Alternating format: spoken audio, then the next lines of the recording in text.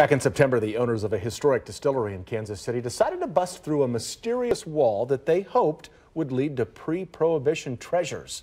What they uncovered led to even more intrigue until today. KCTV5's Carolyn Long explains. A few years ago, the owners of J. Rieger & Co. reopened the historic distillery, moving it to the East Bottoms. When they found a bricked-over entryway in their basement, they busted through to find this tunnel filled with dirt and stairways. A few months later, they scooped out all that dirt, basically by hand, 15 tons of it. Then they hit a wall, quite literally, until today.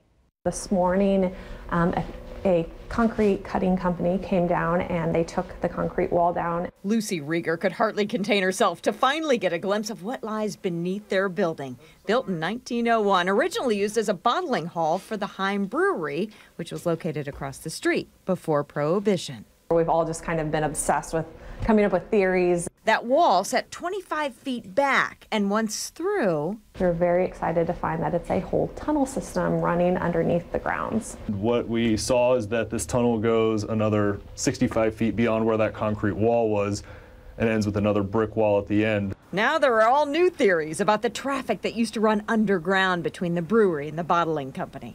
This absolutely confirmed that this was a tunnel that they would use to most likely pump beer back and forth. We found some old insulation and a bunch of old pipes, electricity in the tunnel. There's still footprints in the ground, which is really kind of creepy.